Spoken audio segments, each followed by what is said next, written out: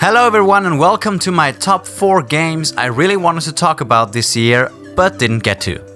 Why 4, you ask? Because I said so. This year was packed with both good games and bad games, innovative games and traditional games. Since I didn't get to talk about all of them this year, here's my video on some opinions that I felt I needed to share with all of you. The Witcher 3 Wild Hunt is apparently the last installment in the famous Witcher series and might be, for a lot of people, their game of the year.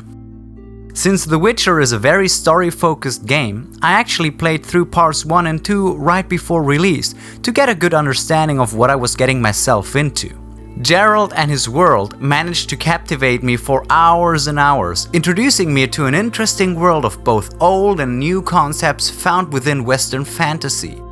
Even if we boil the story down to its main beats and understand its simplicity, namely, hero with mysterious past looking for his ex-girlfriend gets thrusted into a convoluted mess of politics and war, the game manages to hold your interest not by what it tells us, but by how it does so. The people in The Witcher feel more like people and less like stereotypes. People who crack jokes, get sad and angry, people who are affected by themselves and the world surrounding them.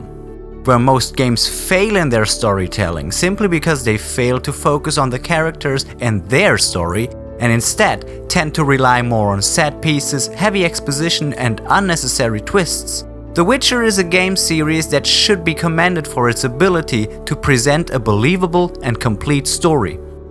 However, as a game, it is far from perfect. Because it focuses heavily on its story, the gameplay can get very tedious. The game itself is a little more than a hack and slash game, similar to the likes of Diablo or Torchlight, but without any cool abilities.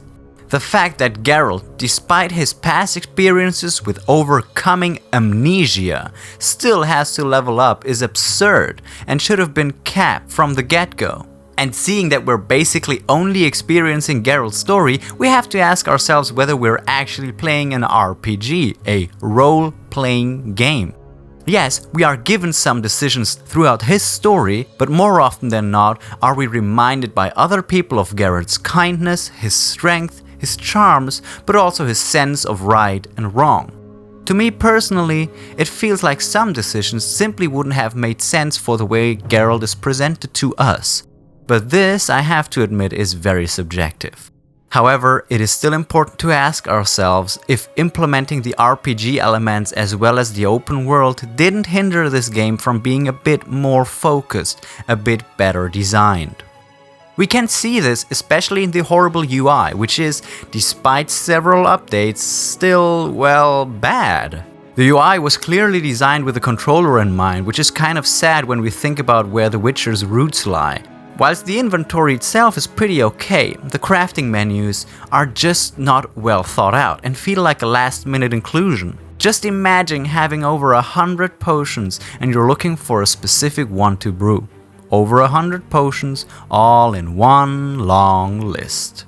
Or, for example, the quest menu. I personally tend to go through side quests based on proximity. However, here we don't get to see the quest's location or relative distance without actively going over to the map screen, and then compare it with the next quest.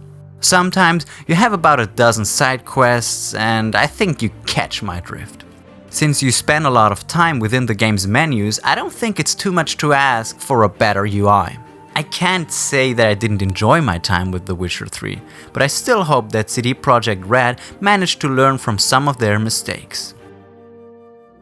Fallout 4. I don't really know where to start. I've played every major game in the franchise, and even if I don't remember every established piece of lore or every minor character, I think I can claim to understand what Fallout is about. A survival of the fittest adventure in a desolate wasteland with a touch of 50s vibe. Not only did the original Fallout games give us a thoughtful story and quirky characters, they also forced us to be wary, to be unsure, to be scared. In the end, you're trying to survive in a post-apocalyptic world. Where Fallout New Vegas tried to correct some of Fallout 3's mistakes, which mainly came from improper scaling and a misunderstood leveling system, Fallout 4 somehow managed to take a huge step back. The fact that you get a base with all of its obvious luxuries makes for a nice Minecraft-like experience, but less of an adventure. Maybe if resources were a bit more scarce, this could bring an interesting spin, trying to keep everyone alive against all odds. But as it is, you never really lack anything. Let's look at the power armor, for example, which is given a starring role in Fallout 4. It's a great sensation to find one of those very early on into the story, only to realize that they require a rare resource which can only be located in specific, hard-to-reach places. At least that's what I thought. I think I have about 24 fusion cores by now, about 20 hours into my second character, which should last me a long while. Crafting could have been given a bigger significance if not every dunce had a gun, or a decent set of armor, or thousands of grenades. Especially since the crafting outside of the base building isn't really crafting, but improving on already existent stuff. I don't get to make my own gun, I get to improve some dude's old gun. I don't get to make my own armor, I get to improve somebody else's armor. And I don't get to make my own drugs, I get to make crack. And just calling an enemy legendary doesn't make him legendary, it makes him another regular enemy just with more health. Giving his loot a star doesn't make it interesting. If they had changed the setting to the early days of the Wasteland, with a tighter world and less random drops, with more scraping for resources, with you actually establishing New Vegas, New Reno or Diamond City, it would have made the whole survival aspect of the game much more interesting. Instead, it's just one more Minecraft clone, and not even a good one. If we look at the rest of the gameplay, it's not too great either. The game is a very simple shooter, and even though the gunplay improved on New Vegas and Fallout 3, it's still not good, considering that it's the only thing you do throughout the whole game that is actually an issue. I recently read an article on somebody finishing the game without actively killing anybody, but he actually had to break the game to do so. Just to make that clear, the game doesn't feature an option to finish it without using violence. Violence is the solution to everything. So if the violent aspect of the game doesn't satisfy, what else do we have? Also, because I really want to get angry at it again, the UI is horrific. Yes, the Pip-Boy is an established mainstay of the series, but maybe introducing a special version of it or giving it a different function could have made for a better UI that would make the game more approachable. Again, we have to suffer a badly implemented controller-focused UI. At least I get to change the color this time. I usually don't like Game of the Year editions. Yes, they are all-in-one packages for established games, but the idea of, hey, buy our game again because we added some small exclusive stuff, really bugs me. But, well, that's the world we live in right now.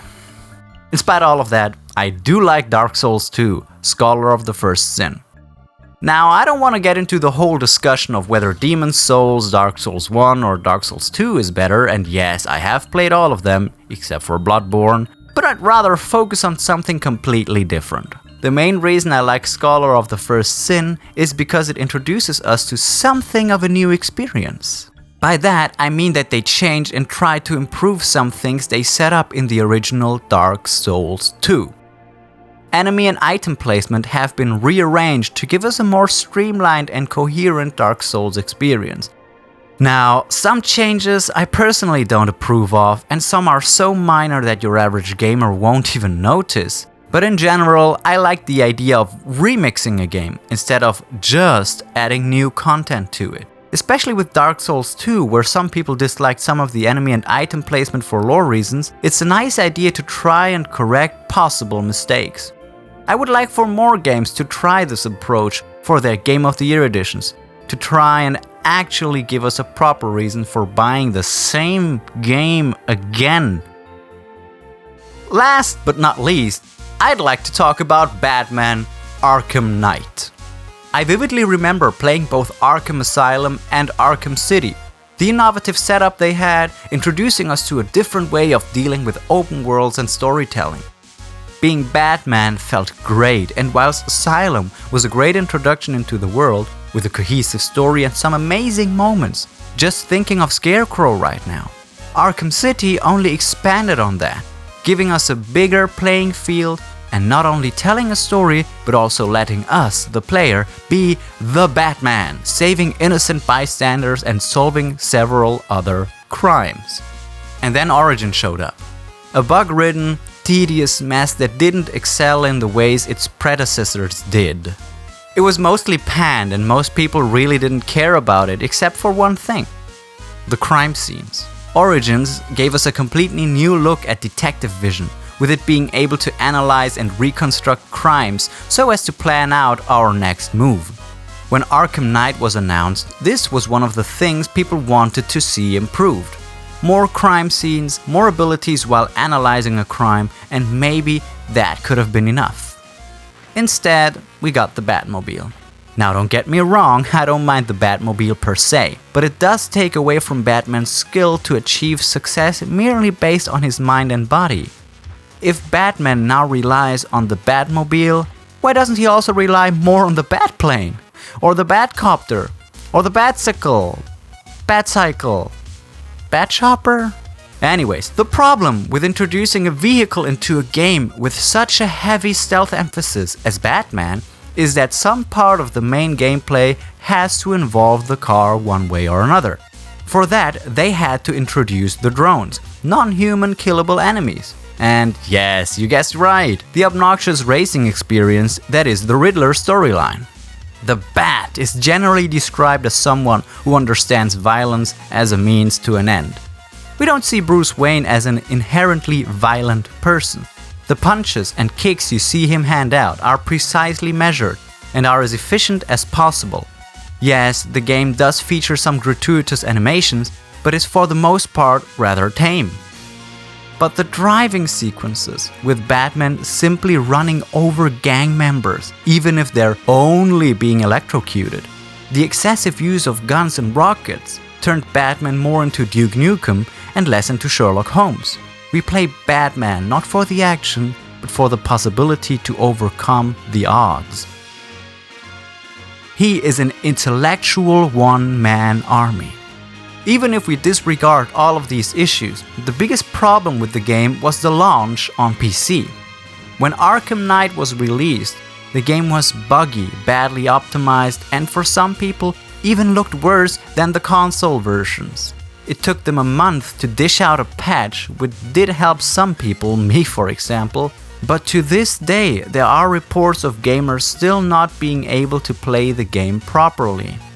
Though this is not the first game to have a horrible launch, it was an embarrassing affair which showed us how publishers view some of their products and their audience. Despite all of that though, the game still managed to sell over 5 million units. I just hope that in the future, publishers avoid these kinds of shit shows and try to deliver a fleshed out product, not just the skeleton of a game.